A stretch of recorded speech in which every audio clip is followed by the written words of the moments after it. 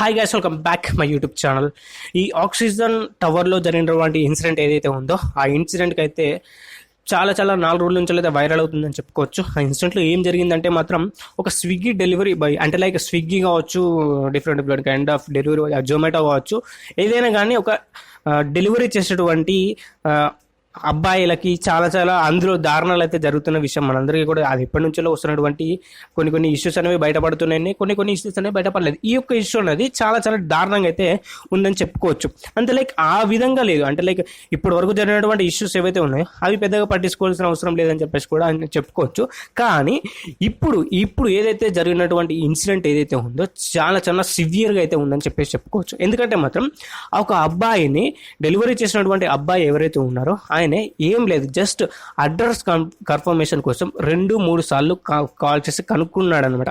కనుక్కున్నందుకే వాడి మెంటాలిటీ అనేది నెక్స్ట్ లెవెల్లోకి వెళ్ళిపోయింది. అంటే లైక్ నన్ను ఇన్నిసార్లు అడుగుతాడా, నీకు ఈ అంత అదేంది అంటే లైక్ తెలుసుకోకుండానే ఇట్లా చేస్తారా అట్లా చేస్తారా అని చెప్పేసి సీరియస్ అయిందనమాట.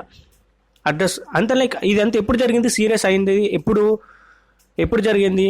వచ్చిండు ఆ వ్యక్తి ఎవరైతే ఉన్నారో డెలివరీ బాయ్ వచ్చిండు, అతనికి ఆర్డర్ అనేది ఇచ్చేసిండు, మనీ రిటర్న్ తీసుకున్నాడు, అయిపోయిన తర్వాత ఎవరో ఒక అమ్మాయి వచ్చి సార్ మిమ్మల్ని ఆగుబడ్డాడని చెప్పేసి ఆపిన తర్వాత, అంటే లైక్ ఈయన రిటర్న్ వెళ్ళిపోతున్నాడు, రిటర్న్ చెప్పానంటే రిటర్న్ వెళ్ళిపోతున్నాడు, లిఫ్ట్ కోసం వెయిట్ చేస్తున్నటువంటి అబ్బాయిని ఆపించి సార్ వాళ్ళ ఎవడైతే ఉన్నాడో ఆ దిక్మానుడు వాళ్ళ దగ్గరికి తీసుకుపోయి ఇష్టం వచ్చినట్టు చేశారనమాట ఆయననిగా.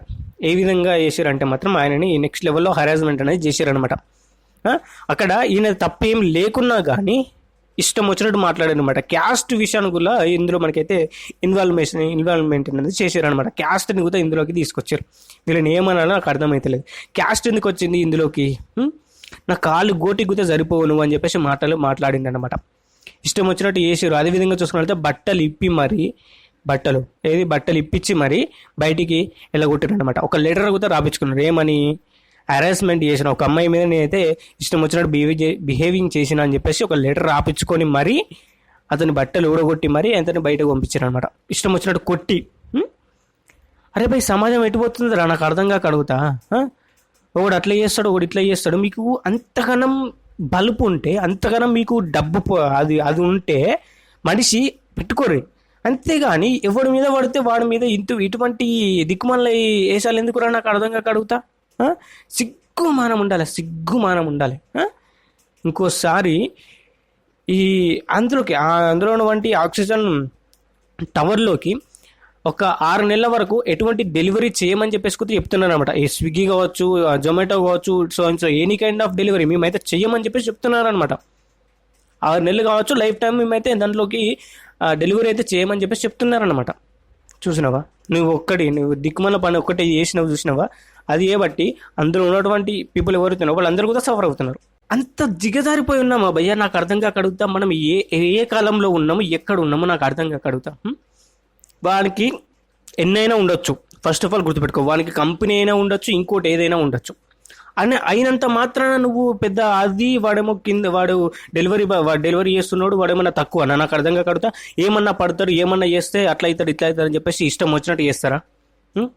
సిగ్గు మనం ఉన్నదా అన్న, నీకు అర్థం కాక అడుగుతా. ఏం మాట్లాడుతున్నావు నీకైనా అర్థమవుతుందా? కనీసం ఇచ్చే రెస్పెక్ట్ కూడా లేదు కదా అన్న. నీకు అడ్రస్ తెలియకపోతే పలానా అడ్రస్ ఏందని చెప్పేసి అడుగుడుగుతా తప్పేనా? నాకు అర్థం కాక అడుగుతా. అడుగుడుగుతా తప్పేనా? నీకు నిజంగా నీకు సిగ్గు మానం ఏమన్నా ఉంటే, ఒకరితో నువ్వు చదువుకున్నవాడు అయితే ఇంకోసారి ఇటువంటి దిక్మల అదేంటి ముచ్చట్లు మాట్లాడు. అర్థమైందా? తెలుసుకోవద్ది ఇట్లా అట్లా అని మాట్లాడితే ఏమన్నట్టు నాకు అర్థం కాకడుతా. అడ్రస్ నువ్వు కన్ఫర్మ్ చెప్పకపోతే ఎందుకు నువ్వు ఉండేందుకు? కొన్నిసార్లు మ్యాప్స్ పనిచేయవు. ఏం చేస్తావు నువ్వు అప్పుడు? ఇన్ టైంలో నీకు డెలివరీ ఇచ్చింది కదా, డెలివరీ ఇవ్వకపోతే అది వేరు. డెలివరీ అనేది కంపల్సరీ ఇన్ టైంలో నీకైతే ఇచ్చింది కదా డెలివరీ. ఇచ్చేవాడిని కంప్లీట్ అయిపోయింది, ఇచ్చిండు, పైసలు తీసుకున్నాడు, అంతా కంప్లీట్ అయిపోయిన తర్వాత నువ్వు ఏం చేసినావు? ఆడికి క్లోజ్ అయిపోయింది కథ.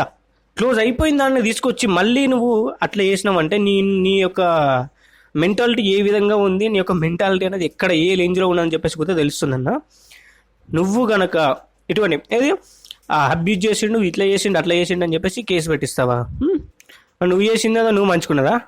క్యాస్ట్ వాళ్ళ క్యాస్ట్ గురించి వాళ్ళు కేసు పెట్టిరు అనుకో, నువ్వు దిక్కు లేకుండా పోతావు. మరి ఆయన అన్న మాటలకు ఇట్లా ఆయన పెట్టింది ఏంటిది? అబ్యూజింగ్ కేసు పెట్టింది, అంతేగాని క్యాస్ట్ ముచ్చట క్యాస్ట్ మీద కేసు పెట్టిందంటే మరి నీ బతికేమవుతుందో నీకే వదిలేస్తున్నా. నీ కంపెనీ ఉండదు, నువ్వు ఉండవు, అది మాత్రం గుర్తుపెట్టుకో. సిగ్గు మనం ఉండాలి. ఇంకా ఎన్ని రోజులు ఇంకా ఈ క్యాస్ట్ ఫీలింగ్ ఇవి అవి ఎవడు ఇంకా నువ్వు ఎక్కడ నువ్వు నాకు అర్థం కాకడుతూ 2025లోకి వచ్చినాం మనం. 2025లోకి వచ్చినాం.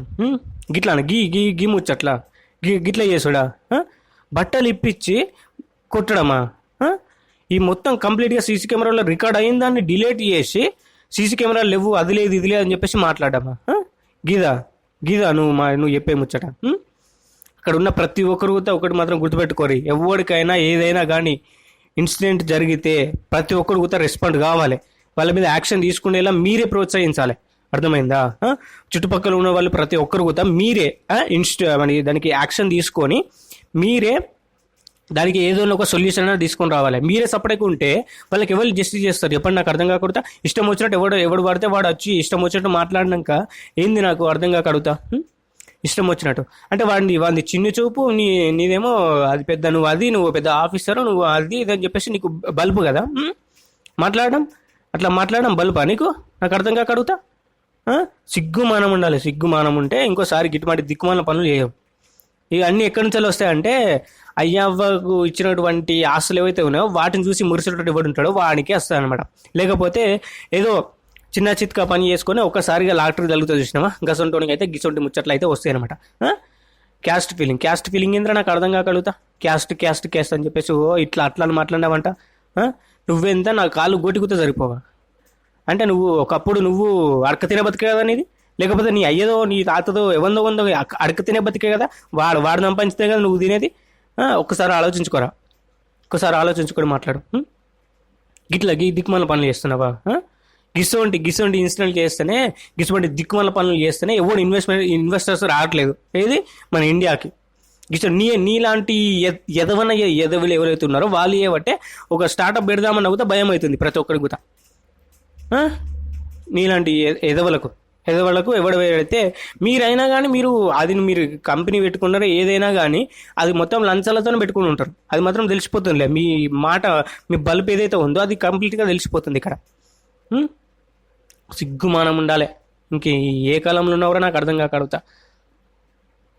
ఎవడన్నా వాంతను ఎట్లా మాట్లాడగలుగుతా తెలియదా నీకు? నాకు అర్థం కాక అడుగుతా. చదువుకునేవో గారు నువ్వు సాకాలు చదువు, ఏం చదువుకున్నావురా నాకు అర్థం కాక అడుగుతా. బతుకు ఎందుకున్నారా నువ్వు? భూమికి బరువు నాకు అర్థం కాక అడుగుతా. అబ్యూజింగ్ కేసు పెట్టి నువ్వేం పెట్టినావు? మా ఇంట్లో ఆడవాళ్ళని ఇట్లా చేసిండు అట్లా చేసిండా ఇట్లా అంటే లైక్ అక్కడ వచ్చినటువంటి ఆడవాళ్ళని ఇట్లా చేసిండు అట్లా చేసిండు అని చెప్పేసి కేసు పెడతావా?